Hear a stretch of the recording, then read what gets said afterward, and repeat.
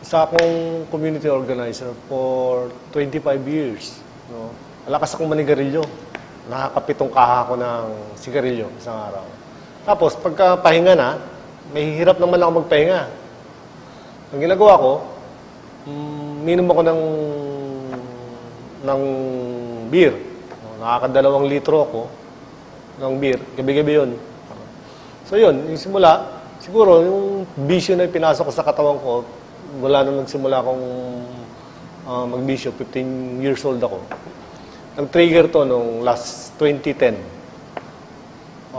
That is October. Napansin ko, lumalaki yung tiyan ko. Tapos, hirap akong dumumi. Hirap akong umihi.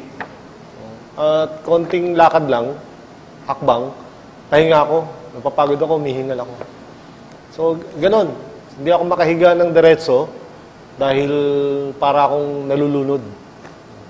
Ang ginawa ko dun sa mga, sabi ko sa mga kasamahan ko, magpapacheck up po na ako ng, ano ko, dahil akong malaking problema. Kasi nag-iiba na yung kulay ko eh. Maitim na maputla. Tapos wala na yung, ano siya, hindi siya makintab eh. Yung itsura. So, ginawa ko, nag-decide yung kapatid ko, pakuha ko. Dinala ako sa isang hospital dito sa A. Rodriguez. Doon, pinalaboratory ako. At dami silang ginawa sa akin. No? Lahat ng testing. At hindi nila matiyak ngayon dito sa hospital na to kung ano talaga yung sakit ko. Kasi maraming lumilitaw eh. No, enlargement yung puso, rapid heart beating ako, 295 per minute ang heartbeat ko. Tapos, yung aking atay, no, meron akong, sabi nila, ang problema ng atay ko, alcoholic hepatitis.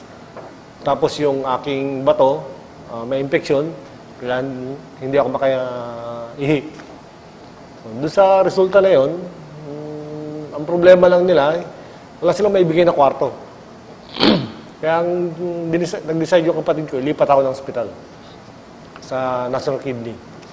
Doon, pagdating ko pa lang, nakita pa lang ako ng doktor, kailangan ka na i-confine kasi malaking problema mo. Hindi pa nakikita yung resulta.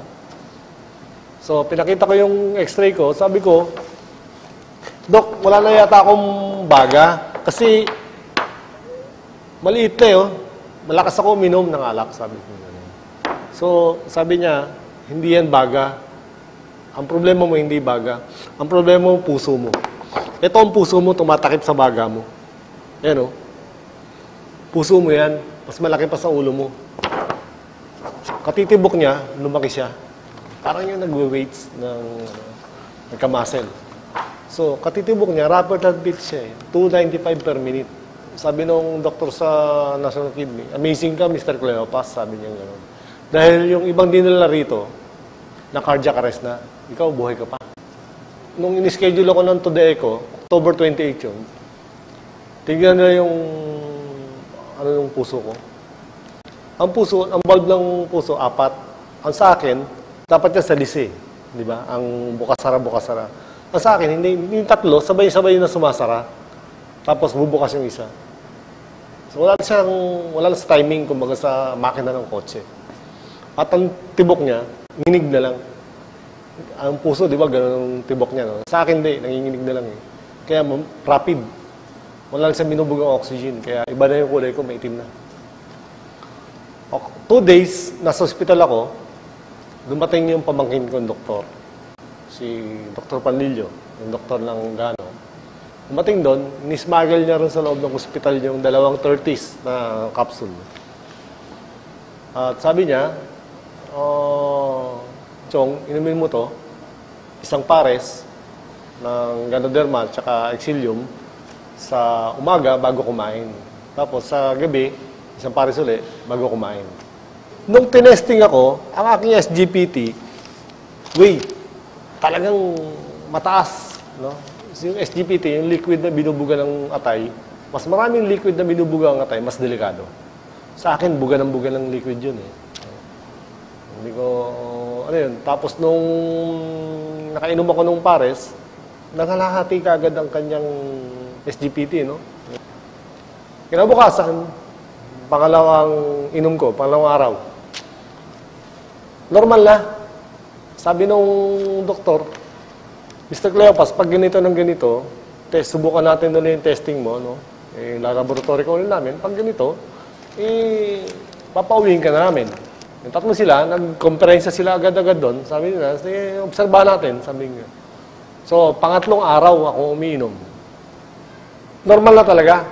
Sabi nung mga doktor, Mr. Cleopas, bukas, tignan natin na, pauwiin ka na namin bukas. Tapos 5 days ako sa hospital. Kinabukasan, pinauwi ako. Wala ka ng sakit, Mr. Cleopas, uwi ka na. Amazing ka, nung dinala ka rito, mamatay-matay ka na. Talagang iba na ang kulay mo ngayon, balik na. Okay na. Pero weekly, mabalik ka rito, ilalaboratory test ka namin. I think, after a week akong lumabas sa hospital, buta ako ng Santa Lucia. Bumaba ako sa Cubao, Isitan, Cubao. Tapos, lakad ako ng, pagdating sa Cubao, naglakad ako mula Cubao, Isitan, hanggang doon sa may Santa Lucia, Ismol. Nilakad ko yun. Nakadalawang hinto lang ako sa gasolina na minom akong tubig. Sinubok ko talaga kung kaya. No? Kasi dati, 10 hakbang, pahinga ako. Doon, nakadalawang pahinga lang ako hanggang sa makarating ko ng Ismol, Santa Lucia. At sabi nung pamangkin kong doktor, ba't ganyan yung tsura mo, Chong? Pawis na wis ka. Naglakad ako eh. Bakit mo ginawa yun? Sinubo ko lang kung talagang matindi itong product natin. Nandito ako buhay, nakarating ako. Kaya BP kagad ako. Yung BP ko normal. No? Hindi ako umabot ng 140. Palaging 120 over 90, 130 over 80. Tuloy-tuloy na yun. Sa ngayon, yung 12 gamot, excuse me, na inireseta sa akin, 3 na lang ang ininom ko. Tapos, ang ininom ko na pair ay sa umaga, 2 pairs, sa tanghali, 2 pairs, tsaka sa gabi, 2 pairs. So, yung tea, ginagawa kong tubig. Yun ang aking tubig maghapon. Yun ang ininom ko. Yung produkto, subok na yan, marami na nagpatunay. No? Bago ko yan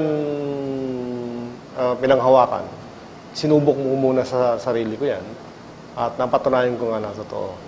Hindi yan maglalakas ng loob yung pamangkin kong doktor eh. Kung hindi garantisado yung epekto niyan. No?